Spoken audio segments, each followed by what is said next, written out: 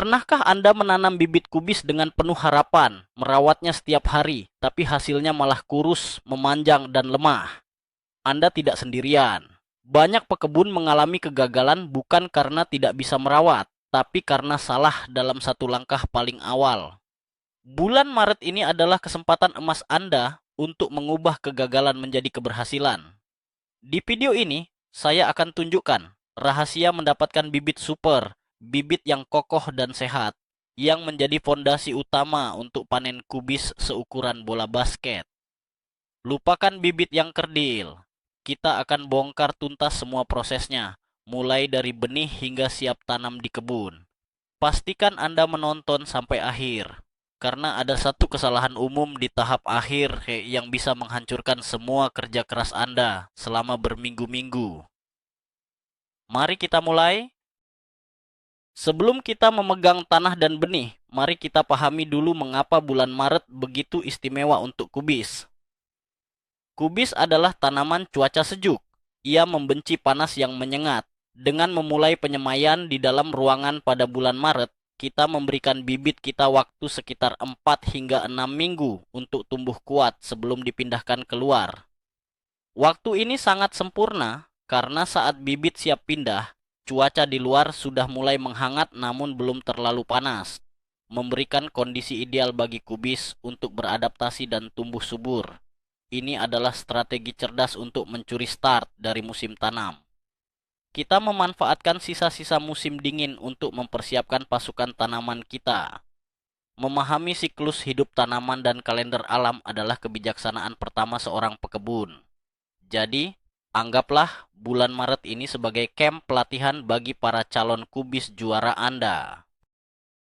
Persiapan di bulan ini akan menentukan 90% kesuksesan panen Anda nanti.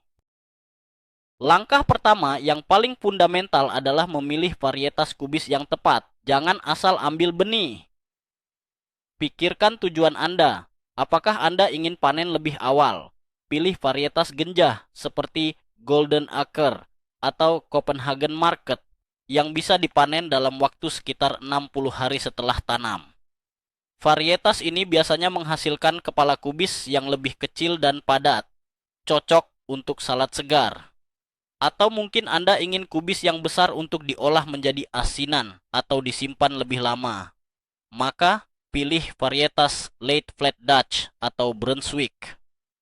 Varietas ini membutuhkan waktu lebih lama, bisa sampai 100 hari, tetapi hasilnya adalah kepala kubis raksasa yang memuaskan.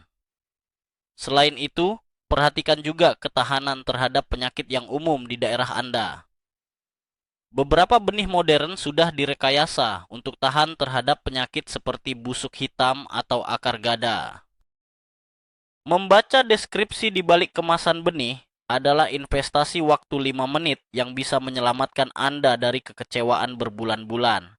Pilihlah dengan bijak karena pilihan ini adalah cetak biru dari hasil panen Anda.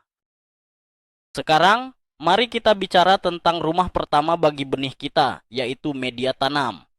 Ada mitos yang mengatakan tanah apa saja bisa. Ini adalah resep menuju kegagalan. Bibit yang baru tumbuh sangat rentan dan akarnya yang halus membutuhkan media yang gembur, subur, dan memiliki drainase yang baik. Menggunakan tanah dari kebun langsung adalah ide buruk karena seringkali terlalu padat, miskin nutrisi. Dan yang terpenting, bisa mengandung patogen penyakit atau telur hama yang akan menyerang bibit Anda yang tak berdaya. Racikan ideal adalah campuran yang seimbang. Anda bisa membeli media, semai khusus, atau membuatnya sendiri. Campuran favorit saya adalah 1 bagian kompos matang yang sudah diayak halus, 1 bagian cocopet atau gambut untuk menahan kelembapan, dan 1 bagian permikulit atau perlit untuk aerasi dan drainase. Campuran ini ringan, sehingga akar bisa bernapas dan menembus dengan mudah. Ingat, media tanam bukan hanya tempat berpijak, tapi juga merupakan piring makan dan sumber napas pertama bagi bibit kubis Anda. Jangan pernah meremehkan kekuatannya. Setelah media tanam siap, kita perlu memilih wadah penyemaian. Ada banyak sekali pilihan, dan masing-masing punya kelebihan. Pilihan paling populer adalah nampan seme atau seedling tray yang memiliki banyak lubang. Ini sangat efisien, menghemat tempat dan memudahkan saat akan memindahkan bibit nanti karena setiap tanaman memiliki blok tanahnya sendiri, sehingga mengurangi stres pada akar. Pilihan lain yang bagus adalah pot kecil atau polybag. Keuntungannya, akar punya lebih banyak ruang untuk berkembang. Anda juga bisa menjadi kreatif dan ramah lingkungan dengan menggunakan wadah daur ulang seperti karton telur, gulungan tisu toilet, atau cangkir yogurt bekas. Apapun wadah yang Anda pilih, ada satu syarat yang tidak bisa ditawar. Harus ada lubang drainase di bagian bawah. Tanpa lubang ini, air akan menggenang, menyebabkan akar kekurangan oksigen dan membusuk. Ini adalah hukuman mati bagi bibit kubis. Jadi, sebelum Anda memasukkan 1 gram pun media tanam, pastikan wadah Anda memiliki jalur evakuasi air yang baik. Inilah saat yang ditunggu-tunggu menabur benih. Meskipun terlihat sepele, ada seni dalam melakukannya. Pertama, basahi media tanam Anda terlebih dahulu sebelum menabur benih. Semprot dengan air hingga terasa lembab, seperti spons yang sudah diperas, jangan sampai becek. Ini penting agar saat Anda menyiram setelah menabur, benih tidak akan bergeser atau terbenam terlalu dalam. Aturan umum untuk kedalaman tanam adalah 2 kali diameter benih. Untuk benih kubis yang kecil, ini berarti sangat dangkal, sekitar 0,5 hingga 1 cm saja. Membuat lubang terlalu dalam adalah kesalahan umum. Benih memiliki energi terbatas untuk mendorong kecambahnya ke permukaan. Jika terlalu dalam, ia akan kehabisan energi sebelum melihat cahaya matahari. Di setiap lubang atau pot, letakkan 2 hingga 3 benih. Tujuannya adalah sebagai asuransi jika ada benih yang tidak berkecambah. Nantinya, kita akan memilih yang terkuat dan mengorbankan yang lain. Setelah meletakkan benih, tutupi tipis dengan media tanam, lalu tekan perlahan untuk memastikan benih bersentuhan baik dengan tanah. Penyiraman adalah tindakan penyeimbangan yang rumit. Terlalu banyak air akan membunuh bibit secepat kekeringan. Setelah benih ditanam, cara terbaik untuk menyiram adalah dengan menggunakan semprotan halus atau sprayer. Hindari menuangkan air langsung dari gayung atau selang, karena alirannya yang deras dapat menggali benih dan memadatkan permukaan tanah. Tujuannya adalah menjaga media tanam tetap lembab secara konsisten, bukan basah kuyup. Cara terbaik untuk memeriksanya adalah dengan sentuhan. Sentuh permukaan tanah setiap hari. Jika terasa mulai mengering, saatnya menyemprot. Salah satu teknik yang sangat efektif untuk menghindari masalah penyiraman berlebih adalah bottom watering atau penyiraman dari bawah. Letakkan nampan semai atau pot Anda di atas wadah lain yang berisi air.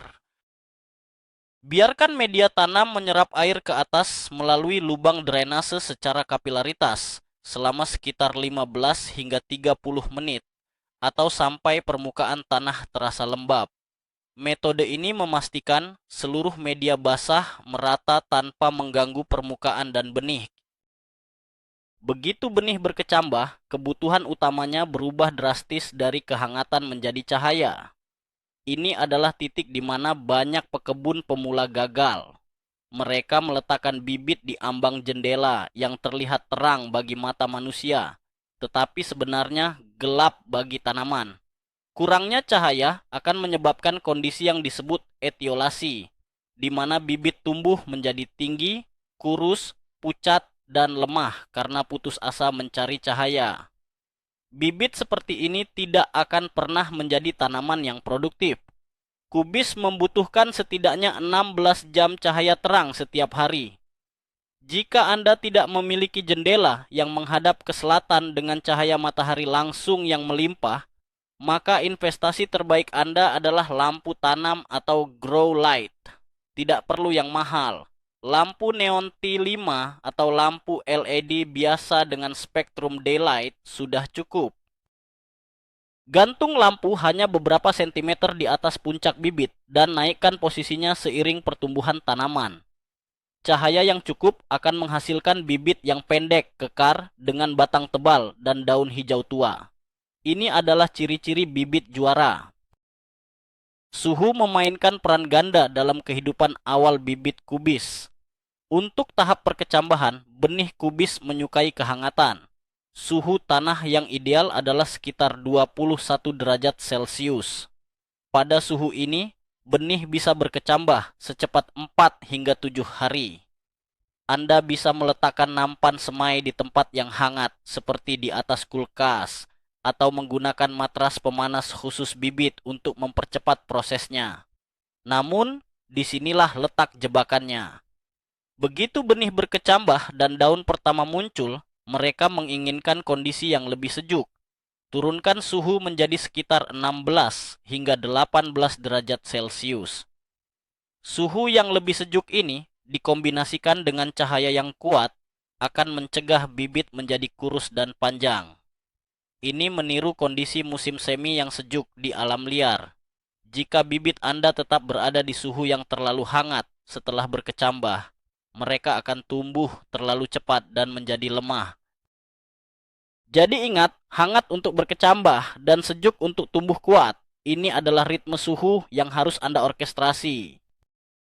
Momen perkecambahan selalu mendebarkan. Anda akan melihat lengkungan kecil berwarna putih atau hijau menembus permukaan tanah. Ini adalah kotiledon atau daun benih. Ini bukan daun sejati, melainkan cadangan makanan dari benih itu sendiri. Pada tahap ini, kesabaran adalah kunci. Jangan panik jika tidak semua benih berkecambah pada saat yang bersamaan. Beberapa mungkin membutuhkan waktu beberapa hari lebih lama dari yang lain. Setelah sebagian besar benih Anda telah menunjukkan kotiledonnya, inilah saatnya untuk melepas penutup plastik atau kubah kelembapan jika Anda menggunakannya. Penutup ini bagus untuk menjaga kelembapan selama perkecambahan, tetapi setelah itu, ia justru dapat menghambat sirkulasi udara dan mengundang penyakit jamur. Biarkan udara segar mengalir di sekitar bibit Anda. Ini akan membantu menguatkan batang mereka dan mengurangi risiko penyakit. Momen ini adalah transisi dari fase bayi yang bergantung penuh pada benih ke fase anak-anak yang mulai berfotosintesis dan mandiri. Musuh nomor satu bagi bibit muda di dalam ruangan adalah penyakit yang disebut dumping off atau rebah semai. Penyakit ini disebabkan oleh jamur yang berkembang biak di kondisi yang terlalu basah dan sirkulasi udara yang buruk. Gejalanya sangat menyedihkan. Batang bibit yang tadinya sehat tiba-tiba terlihat seperti terjepit, menjadi tipis dan berair di dekat garis tanah, lalu roboh dan mati. Penyakit ini bisa menyebar dengan cepat dan menghancurkan seluruh nampan semai dalam semalam. Pencegahan adalah satu-satunya obat yang efektif. Pertama, selalu gunakan media tanam yang steril.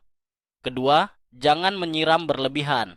Biarkan permukaan tanah sedikit mengering di antara penyiraman. Ketiga, dan ini sangat penting, pastikan ada sirkulasi udara yang baik. Anda bisa menggunakan kipas angin kecil yang diatur pada kecepatan rendah dan diarahkan ke bibit selama beberapa jam setiap hari. Angin sepoi-sepoi ini tidak hanya mengusir spora jamur, tetapi juga membuat batang bibit menjadi lebih kokoh meniru kondisi di alam. Ini mungkin bagian yang paling sulit secara emosional bagi pekebun. Penjarangan bibit. Ingat kita menanam 2 atau 3 benih per lubang. Sekarang, setelah mereka tumbuh sekitar 1 minggu dan tingginya beberapa sentimeter, saatnya untuk memilih yang terkuat dan menghilangkan yang lain. Ini terasa kejam, tetapi mutlak diperlukan. Jika Anda membiarkan 2 atau 3 bibit tumbuh bersama di satu tempat, mereka akan bersaing untuk mendapatkan cahaya, air, dan nutrisi. Hasilnya bukan 3 tanaman yang bagus, melainkan 3 tanaman yang kerdil dan lemah. Cara terbaik untuk melakukannya bukanlah dengan mencabut. Mencabut bibit yang tidak diinginkan dapat merusak akar bibit pemenang yang ingin kita simpan. Alih-alih, ambil gunting kecil yang tajam dan gunting batang bibit yang lebih lemah tepat di permukaan tanah. Dengan begitu, akarnya akan membusuk secara alami di dalam tanah tanpa mengganggu tetangganya. Anggaplah ini sebagai pengorbanan yang diperlukan untuk kebaikan yang lebih besar, yaitu panen kubis yang sehat dan melimpah. Setelah beberapa saat, Anda akan melihat tonggak perkembangan yang sangat penting, munculnya daun sejati pertama. Bagaimana membedakannya dari kotiledon? Kotiledon adalah sepasang daun pertama yang muncul. Bentuknya biasanya sederhana, oval atau berbentuk hati. Daun sejati yang akan muncul dari tengah-tengah kotiledon akan terlihat berbeda. Bentuknya akan mulai menyerupai daun kubis dewasa, dengan tepi yang sedikit bergelombang atau bergerigi. Munculnya daun sejati adalah tanda bahwa bibit Anda telah berhasil beralih dari menggunakan cadangan makanan di benih menjadi sepenuhnya bergantung pada fotosintesis. Ia sekarang adalah tanaman yang mandiri. Ini juga merupakan sinyal bagi Anda bahwa sudah waktunya untuk mulai memikirkan nutrisi tambahan. Kotiledon akan segera menguning dan rontok karena tugasnya telah selesai. Saksikan momen ini dengan bangga, karena bibit Anda baru saja lulus dari taman kanak-kanak dan siap memasuki sekolah dasar. Dengan munculnya 1 atau 2 set daun sejati, bibit Anda mulai membutuhkan lebih banyak makanan daripada yang tersedia di media semai awal. Inilah saatnya untuk pemupukan pertama, namun berhati-hatilah. Memberi pupuk dengan dosis penuh pada bibit yang masih kecil, sama seperti memberi makan steak besar pada bayi. Ini bisa membakar akarnya yang halus. Gunakan pupuk cair yang seimbang, seperti pupuk dengan rasio NPK 10, 10, 10 atau 20, 20, 20. Kuncinya adalah mengencerkannya. Gunakan hanya seperempat atau setengah dari dosis yang direkomendasikan pada label kemasan. Beri makan bibit Anda dengan larutan pupuk encer ini sekali seminggu. Siramkan dengan hati-hati ke tanah, hindari mengenai daunnya. Pemupukan ringan dan teratur ini akan memberikan dorongan energi yang mereka butuhkan untuk mengembangkan sistem akar yang kuat dan daun yang sehat, mempersiapkan mereka untuk kehidupan yang lebih keras di luar ruangan. Anggap ini sebagai vitamin mingguan mereka. Sekarang kita sampai pada salah satu proses paling krusial dan paling sering diabaikan oleh pemula, yaitu hardening off atau aklimatisasi. Bayangkan bibit Anda telah tumbuh di lingkungan yang sempurna di dalam ruangan, suhu stabil, tidak ada angin, dan cahaya yang terkontrol. Memindahkannya langsung ke kebun sama seperti mendorong seseorang yang hanya pernah berada di dalam ruangan ke tengah badai salju. Tanaman akan mengalami syok berat, daunnya bisa terbakar matahari, batangnya patah karena angin, dan pertumbuhannya bisa terhenti atau bahkan mati. Proses hardening off adalah proses bertahap untuk membiasakan bibit dengan kondisi luar ruangan. Proses ini biasanya memakan waktu 7 hingga 14 hari. Ini adalah latihan bootcamp yang akan mengubah bibit manja Anda menjadi prajurit tangguh yang siap menghadapi dunia nyata. Melewatkan langkah ini adalah resep untuk bencana dan bisa menyia-nyiakan semua usaha yang telah Anda lakukan selama berminggu-minggu. Mari kita mulai proses aklimatisasi hari pertama dan kedua. Pada hari pertama, bawa bibit Anda keluar ruangan ke lokasi yang terlindung dan teduh total. Mungkin di teras yang tertutup atau di bawah pohon besar. Biarkan mereka di luar hanya selama 1 jam. Ini adalah perkenalan pertama mereka dengan suhu luar, kelembapan yang berbeda, dan pergerakan udara yang lembut. Setelah 1 jam, bawa mereka kembali ke dalam ruangan, ke tempat biasa mereka. Pada hari kedua, ulangi prosesnya. Tetapi kali ini biarkan mereka di luar selama 2 jam di lokasi teduh yang sama. Tujuan dari 2 hari pertama ini adalah murni untuk aklimatisasi suhu dan pergerakan udara. Jangan biarkan mereka terkena sinar matahari langsung sama sekali pada tahap ini. Daun yang tumbuh di dalam ruangan belum mengembangkan kutikula pelindung yang tebal, dan sinar matahari langsung, bahkan yang lemah sekalipun, dapat membakarnya dengan mudah. Perlakukan mereka seperti bayi yang baru pertama kali keluar rumah. Memasuki hari ketiga hingga kelima, kita akan mulai memperkenalkan elemen baru, sinar matahari. Pada hari ketiga, letakkan bibit di luar di lokasi yang sama, tetapi kali ini selama 3 jam. Dari 3 jam tersebut, biarkan mereka mendapatkan sekitar 30 menit hingga 1 jam sinar matahari pagi yang lembut. Hindari sinar matahari tengah hari yang paling kuat. Setelah itu, pindahkan mereka kembali ke tempat teduh selama sisa waktu. Pada hari keempat, tingkatkan durasi di luar menjadi 4 jam dengan 1 hingga 2 jam sinar matahari langsung. Pada hari kelima, mereka bisa berada di luar selama 5 hingga 6 jam dengan sekitar 3 jam sinar matahari. Perhatikan baik-baik kondisi bibit Anda. Jika daunnya terlihat layu, jangan panik. Ini normal karena mereka kehilangan air lebih cepat di luar. Pindahkan mereka ke tempat teduh dan mereka akan pulih. Namun, jika daunnya menjadi putih atau pucat, itu adalah tanda terbakar matahari dan Anda harus mengurangi paparan sinar matahari pada hari berikutnya. Pada hari ke-6 dan ke-7, bibit Anda seharusnya sudah mulai terlihat lebih kuat dan tangguh. Sekarang saatnya untuk ujian akhir. Tingkatkan waktu mereka di luar ruangan secara signifikan. Pada hari ke-6, biarkan mereka di luar hampir sepanjang hari, sekitar 8 jam, di lokasi di mana mereka akan ditanam nantinya. Ini memberi mereka pengalaman penuh sinar matahari, angin, dan fluktuasi suhu. Pastikan tanahnya tetap lembab karena angin dan matahari akan mengeringkannya lebih cepat. Pada hari ke-7, jika cuaca memungkinkan dan tidak ada embun beku yang diperkirakan, Anda bisa membiarkan mereka di luar semalaman. Ini adalah langkah terakhir dalam proses aklimatisasi.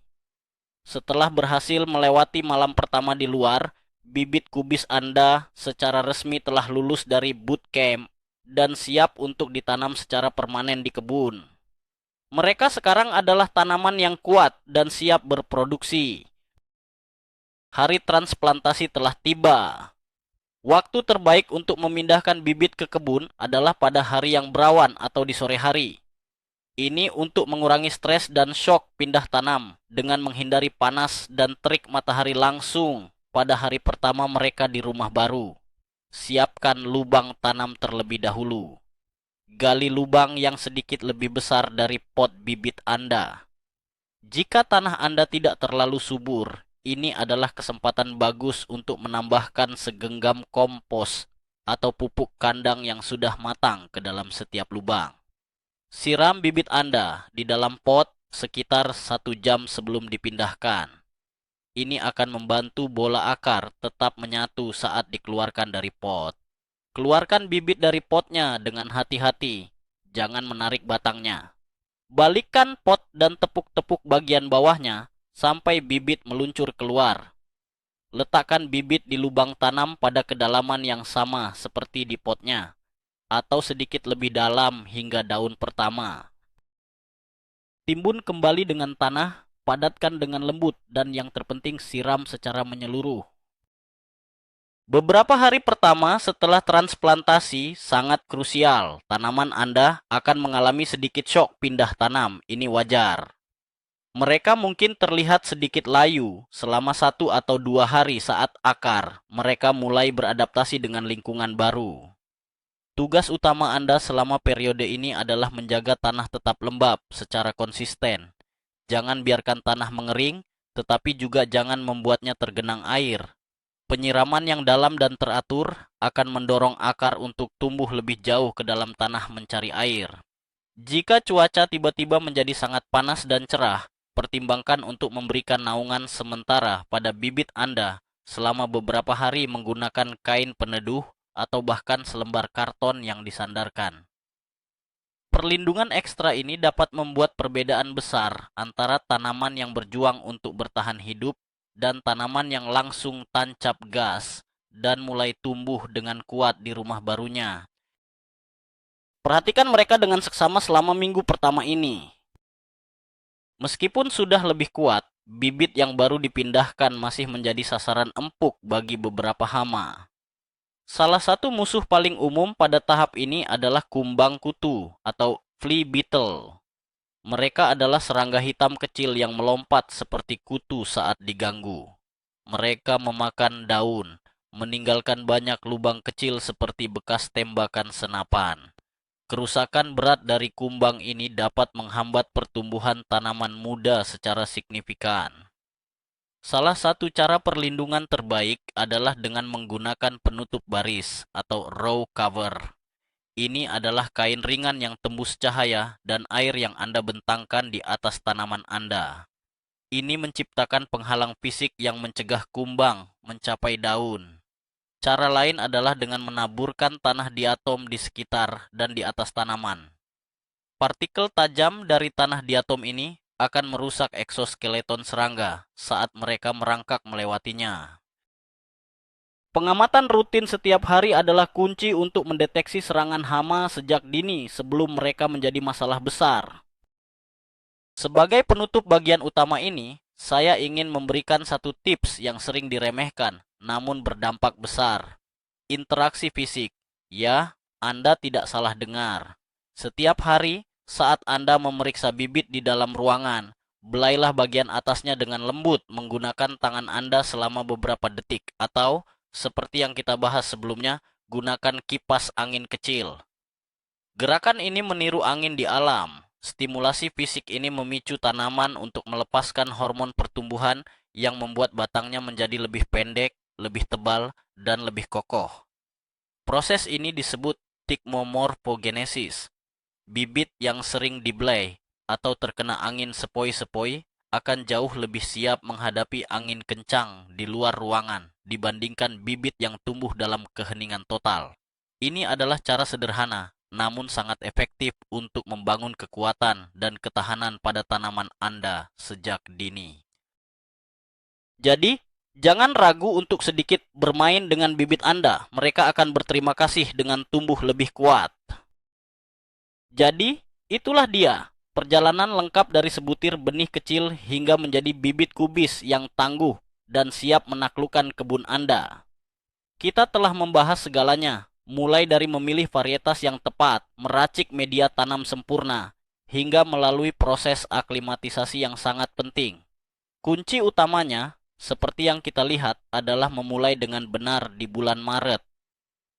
Kesabaran dan perhatian terhadap detail di tahap awal ini adalah investasi yang akan terbayar lunas dengan panen kubis yang besar, renyah, dan memuaskan. Momen paling mengejutkan bagi banyak orang adalah betapa pentingnya proses hardening off. Melewatkan langkah selama 1 minggu, itu bisa menghancurkan kerja keras selama 6 minggu sebelumnya. Itulah plot twist dalam berkebun. Terkadang langkah yang paling membosankan adalah yang paling menentukan. Terima kasih banyak sudah menonton sampai akhir. Saya harap video ini memberikan Anda kepercayaan diri untuk menanam kubis impian Anda tahun ini. Jika Anda merasa video ini bermanfaat, jangan lupa tekan tombol suka dan berlangganan agar tidak ketinggalan tips berkebun lainnya dari kami. Sekarang, saya punya pertanyaan untuk Anda. Apa jenis kubis favorit yang akan Anda tanam tahun ini? Dan apa tantangan terbesar yang pernah Anda hadapi saat menanam bibit? Bagikan pengalaman Anda di kolom komentar di bawah ini. Selamat berkebun!